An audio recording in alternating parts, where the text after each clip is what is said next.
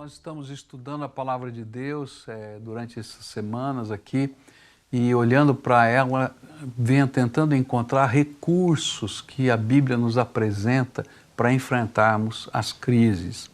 E temos estudado Hebreus capítulo 12 para encontrar alguns desses recursos. Nós já aprendemos aqui nessas semanas passadas e hoje pela manhã alguns desses recursos.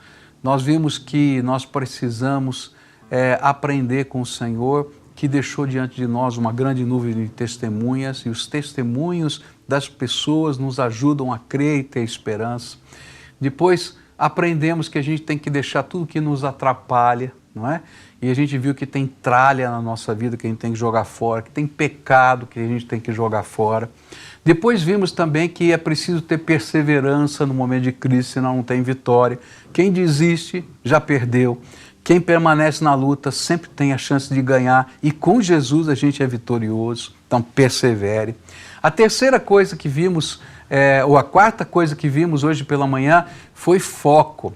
O foco da nossa vida precisa ser Jesus, autor e consumador da nossa fé. E quando a nossa vida está focada nele, milagres de Deus vêm sobre nós. Mas eu queria continuar o estudo e olhar aqui para o que o livro de Hebreus nos ensina, e de repente ele fala de uma coisa interessante. Ele vai dizer para a gente que as dificuldades também são um recurso de Deus. E eu fico pensando, mas Senhor, quer dizer que quando vem um problema, o problema também pode ser um recurso teu na minha vida? Parece até uma contradição, mas olha só o que a Bíblia diz. Os nossos pais humanos nos corrigiam durante pouco tempo, pois achavam que isso era certo. Mas Deus nos corrige para o nosso próprio bem, para que participemos da sua santidade. Quando somos corrigidos, isso no momento nos parece motivo de tristeza e não de alegria. Porém, mais tarde, os que foram corrigidos recebem como recompensa uma vida correta e de paz. Portanto, levantem as suas mãos cansadas e fortaleçam os seus joelhos enfraquecidos. Portanto, o quinto recurso que esse texto nos apresenta são as próprias dificuldades. Dificuldades são recursos para a nossa mudança. Olha que coisa tremenda. Dificuldades são recursos para a nossa própria mudança. Eu achei interessante a história, o testemunho de um senhor lá no Espírito Santo, que ele perdeu o emprego. Ele era um executivo de uma empresa, tinha um salário fixo muito bom e estava vivendo a sua vida tranquilamente.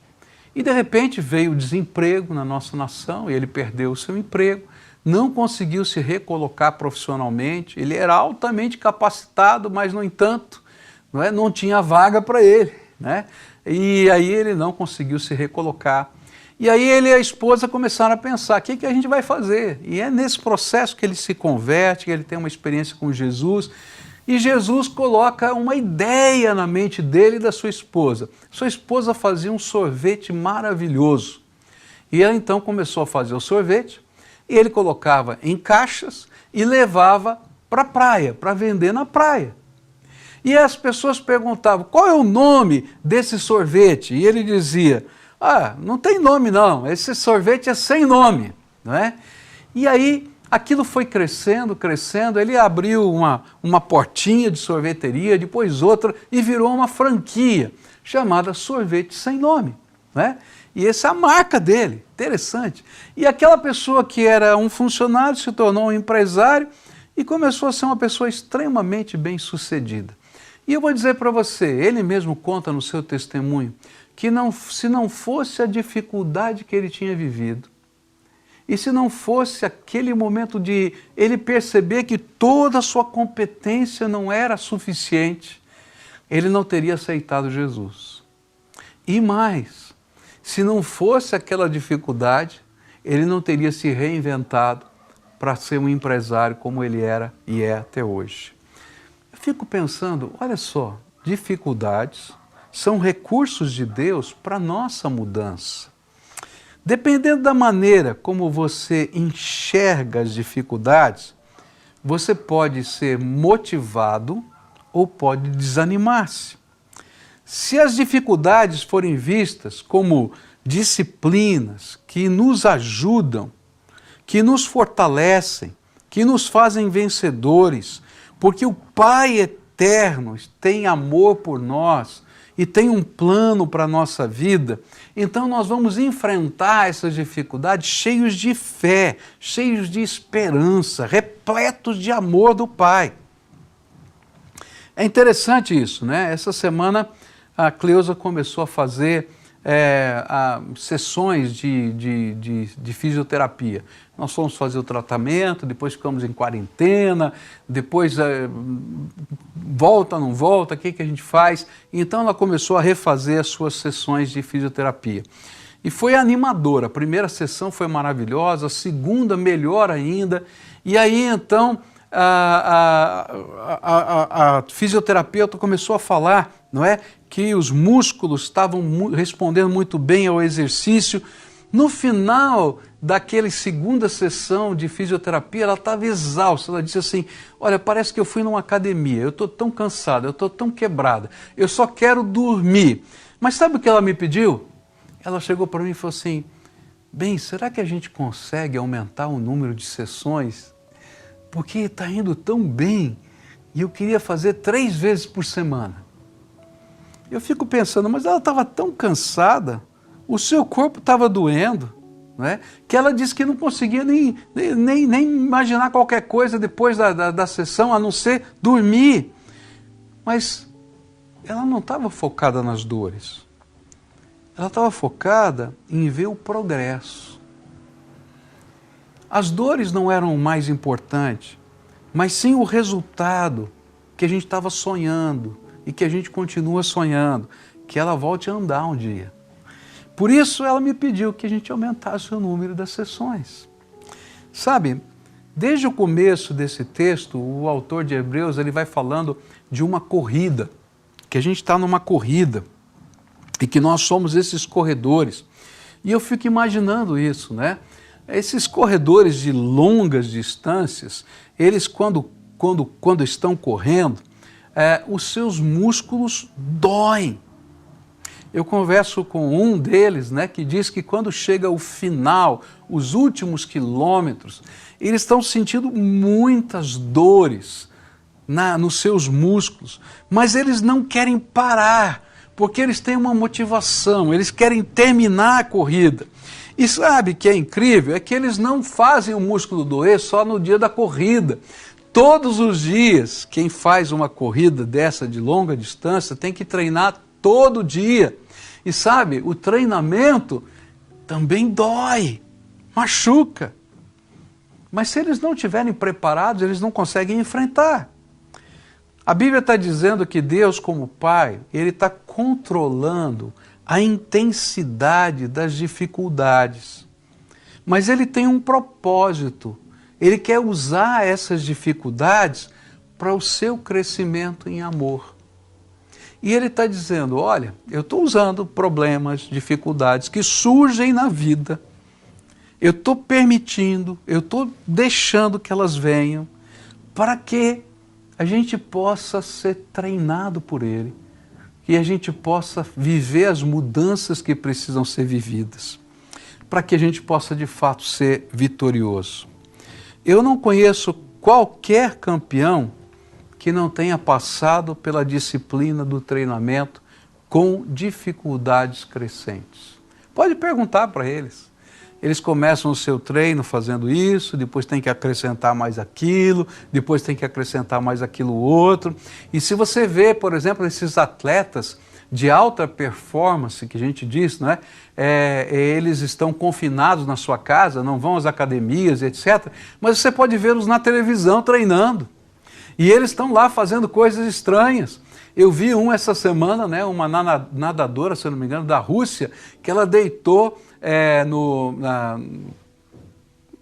na ilha da sua casa, no balcão da sua casa, com todo o seu tronco para fora, e ela tinha que se equilibrar ali e fazer todos os movimentos de natação. Eu falei, meu Deus, como é que ela não caiu? Como é que pode? Mas ela estava lá se esforçando para poder manter o seu ritmo, a sua capacidade, porque vai ter uma Olimpíada, não é exatamente agora, mas o ano que vem. Ela tinha que estar treinando. Sabe, se você percebe as dificuldades e a disciplina que elas lhe impõem como injustiça divina, sina diabólica, perseguição de pessoas, então a Bíblia diz que as suas mãos se cansarão e logo os seus joelhos ficarão desconjuntados. E sabe, tem muita gente assim, com as mãos cansadas e os joelhos desconjuntados. Mas se em meio a essas lutas você puder perceber o amor do Pai, a motivá-lo, a instruí-lo, a aperfeiçoá-lo, então você vai se sentir fortalecido. O cerne aqui, a lição principal, é que Deus o ama. E Ele é capaz até de usar as dificuldades para que alguma bênção possa vir sobre a sua vida. Então não importa o que está acontecendo ao seu redor, não fica olhando como sina, desgraça. Olha assim, Deus tem um plano para a minha vida e no meio dessa situação toda, alguma coisa boa vai acontecer.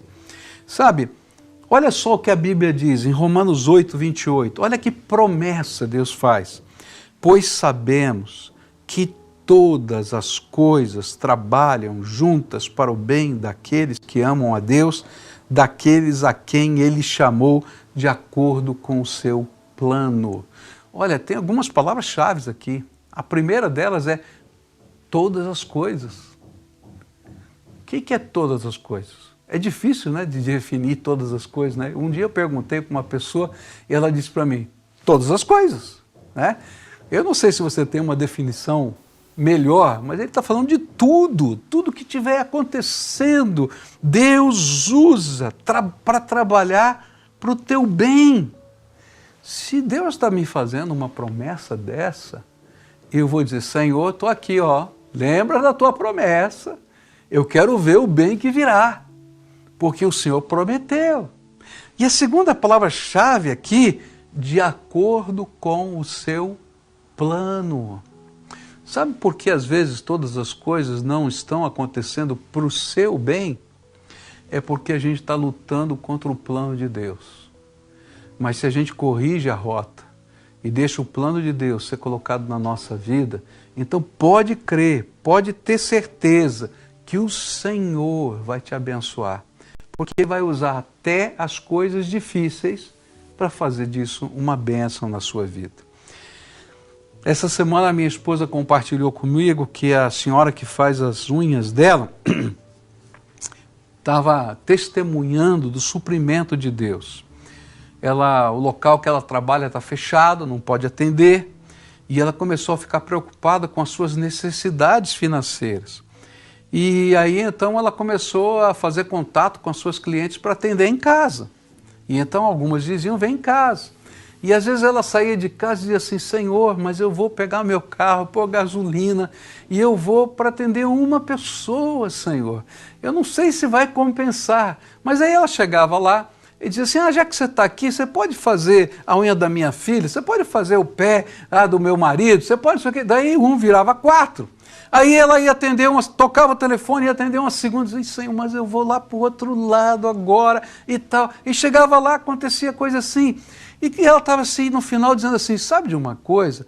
Eu não sei não se eu vou voltar a trabalhar onde eu estava trabalhando antes, porque está tão bom desse jeito aqui, Deus tem me suprido tanto, tem sido uma bênção tão grande. Sabe, queridos, às vezes as dificuldades são maneiras de Deus nos fazer perceber coisas novas na nossa vida, e o Senhor está trabalhando na nossa vida. Mude a sua percepção e veja que o Senhor quer aperfeiçoar você no meio da luta de hoje. Mas para isso você tem que se deixar ser conduzido pelo Senhor. Ele tem um plano para a sua vida. Ele precisa ser o seu coaching, o seu treinador. E Ele vai dizer, olha, eu vou aumentar, hein? Tá pronto? E você tem que dizer, manda porque eu estou aqui, eu quero ser o melhor. Agora você diz, está doendo muito. Você vai ser um atleta meia boca, né? E sabe, no reino de Deus não tem lugar para meia boca não, tem que ser firme, tem que estar comprometido, tem que estar focado naquilo que a graça de Deus tem para a sua vida. Por isso, o próximo recurso que esse texto vai nos dizer está no versículo 13, onde diz assim, andem por caminhos aplanados, para que o pé aleijado não manque, mas seja curado. E o sexto recurso que esse texto nos apresenta é que se nós queremos encontrar vitória em meio às dificuldades, precisamos traçar caminhos retos. Você precisa de um coaching, e a disciplina da dificuldade é bênção, mas você precisa traçar caminhos retos. E acho que uma das primeiras lições que nós aprendemos, tanto na geometria quanto na física, é que o caminho mais curto entre dois pontos é uma linha reta, não é?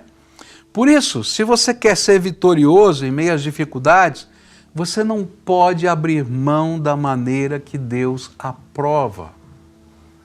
Sabe, tem muita gente nesse tempo de luta e dificuldade que flexibiliza valores. Sabe, queridos, com Deus não tem isso não. Ele vai usar a dificuldade para te abençoar, desde que você tenha coragem de seguir a regra que Ele colocou para você. E é por isso que a Bíblia vai ensinar para a gente assim, há caminhos que parecem certos, mas podem acabar levando para a morte. Por isso, cuidado com os atalhos.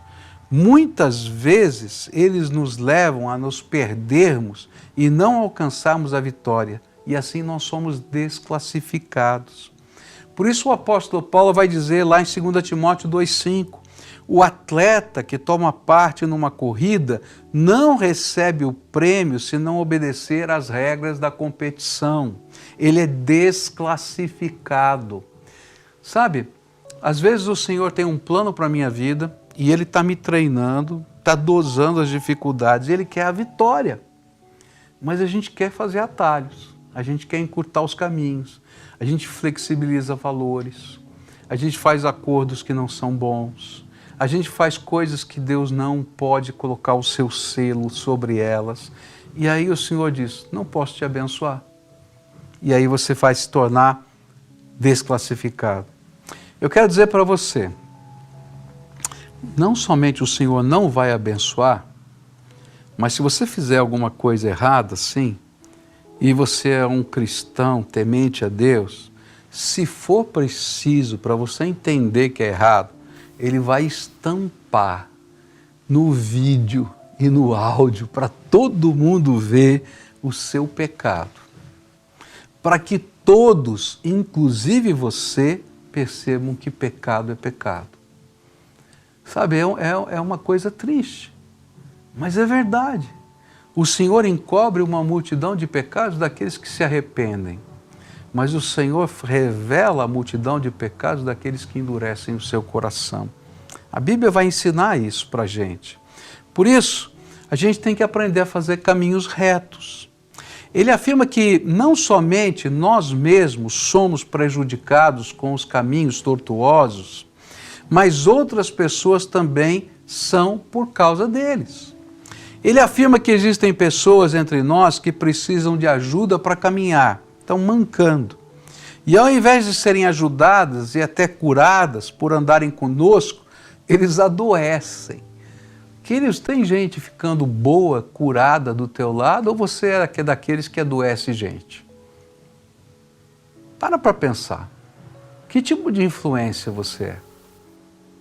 Sabe, quando a gente está sendo ungido pela graça, a gente abençoa, a gente motiva, a gente desperta, a gente vai trazer uma visão nova para a vida das pessoas, uma perspectiva nova. Agora, se você é aquele que só leva desesperança, angústia, medo, então toma cuidado, tem alguma coisa errada aí. Sabe, há pessoas que precisam de nós para caminhar e elas precisam ver o que Deus está fazendo na nossa vida. O que é que os seus filhos estão vendo em você? Às vezes a gente ora tanto pela salvação dos nossos queridos, mas sabe, queridos, a salvação ela precisa ser vista na transformação da nossa vida. Pregar para as pessoas que moram conosco na mesma casa não é você ter argumentos fortíssimos ou um grande conhecimento das Escrituras, mas é você internalizar de tal maneira a presença de Deus em você e a tua comunhão com Ele e as respostas do Senhor na tua vida ficarem uma coisa tão visível e clara que o temor do Senhor seja infundido no coração dos nossos filhos, ou do nosso marido, da nossa esposa e assim por diante. Agora, se a gente vê toda essa teoria e não vê a essência, não vê o poder de Deus, não vê a graça de Deus, não vê uma vida bonita, não vê uma vida motivadora, então aquele que estava mancando, ele para no meio do caminho.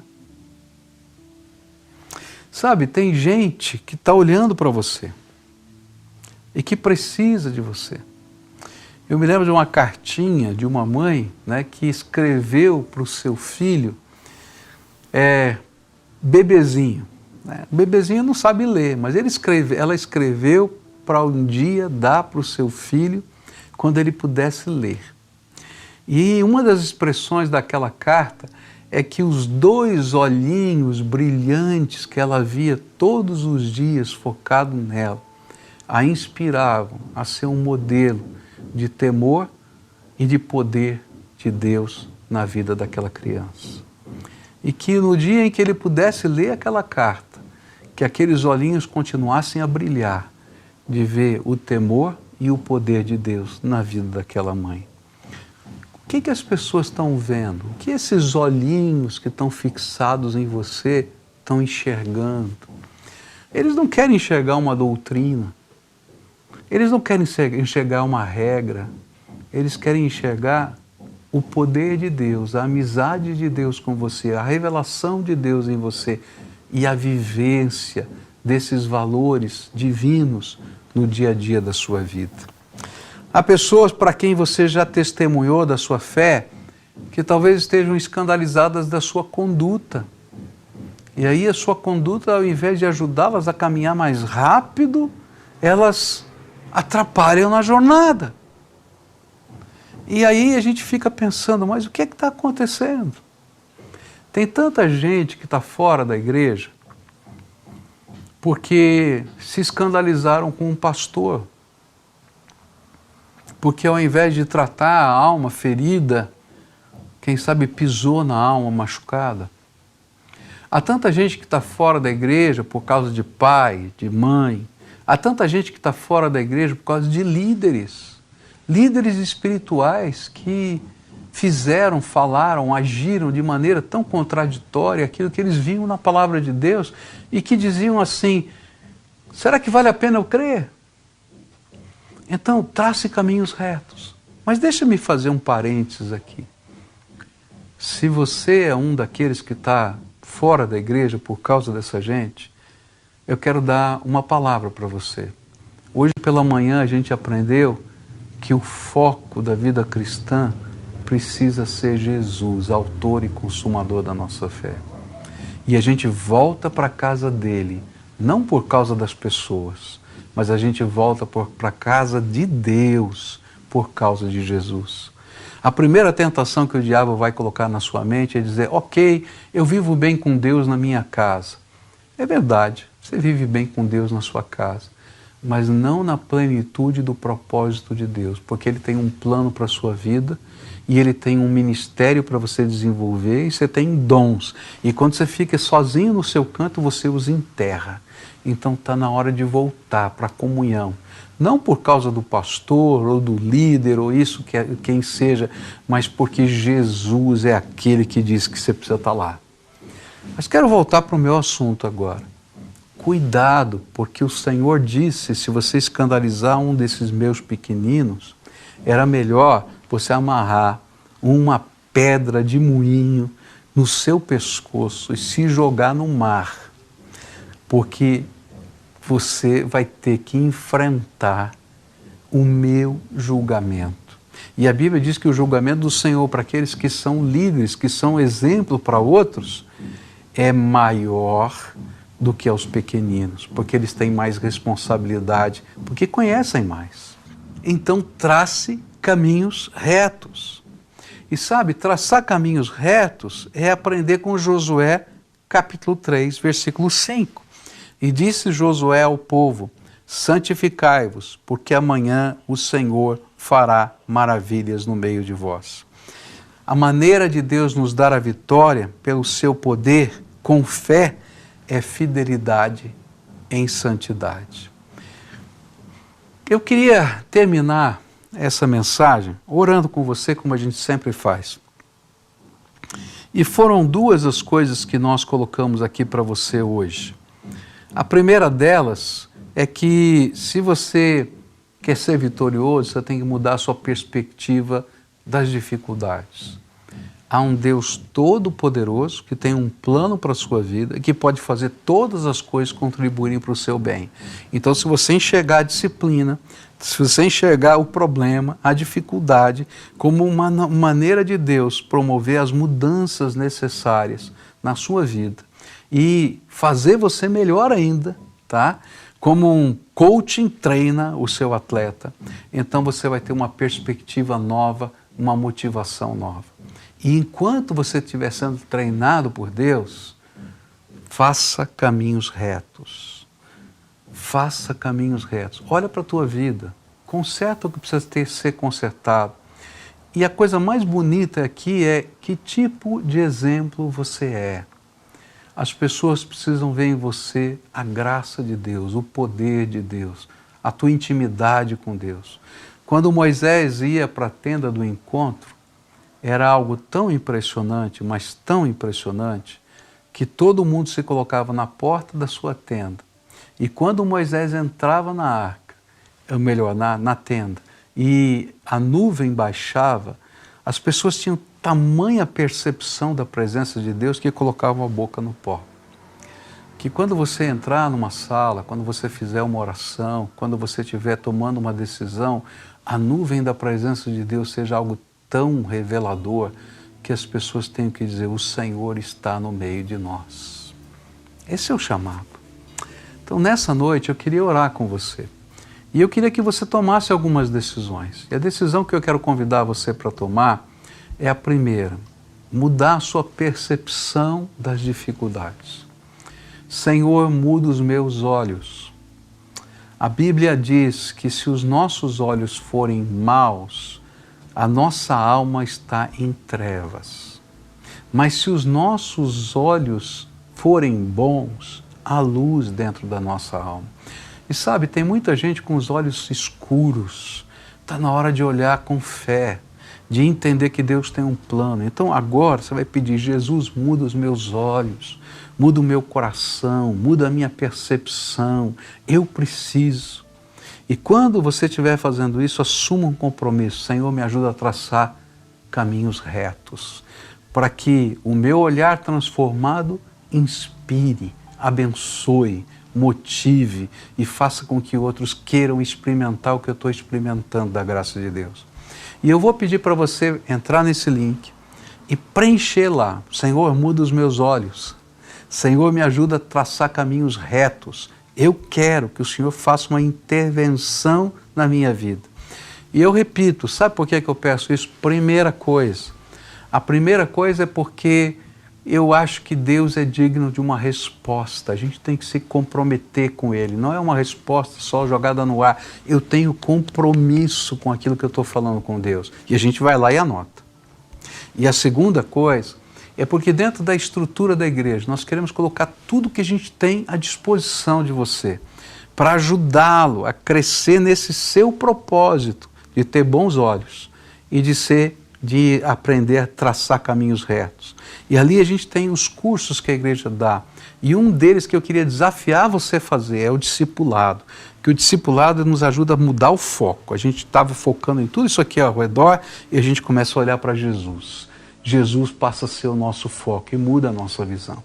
Então preencha isso. Logo depois dessa música que a gente vai cantar e você ter preenchido já esse formulário, eu quero orar por você.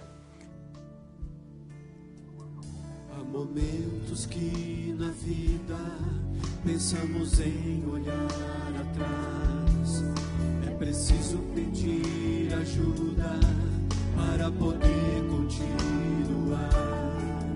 E clamamos o nome de Jesus,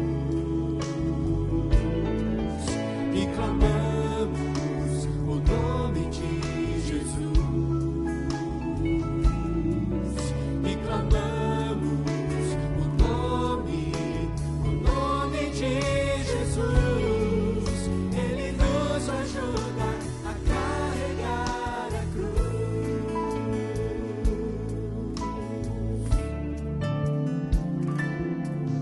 Há momentos que na vida pensamos em olhar atrás, é preciso pedir ajuda para poder continuar.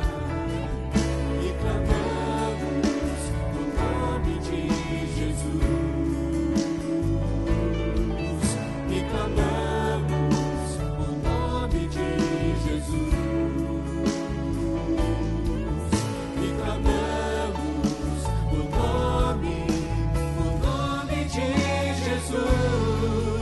Ele nos ajuda a carregar a cruz. E clamamos o nome de Jesus, e clamamos o nome de Jesus,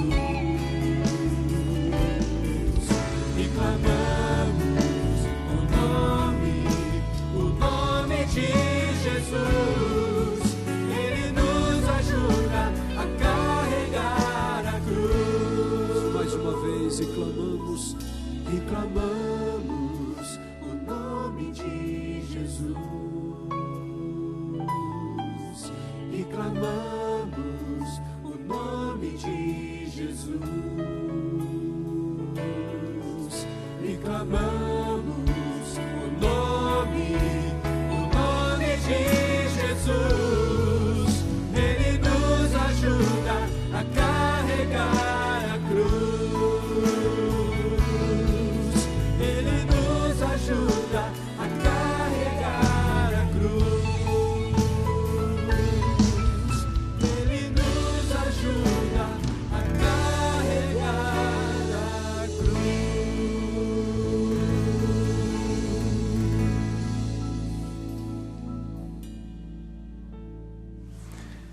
Senhor Jesus, estão aqui essas pessoas que se comprometeram com o Senhor. E eu quero te pedir agora, Pai, começa algo novo na vida dessas pessoas.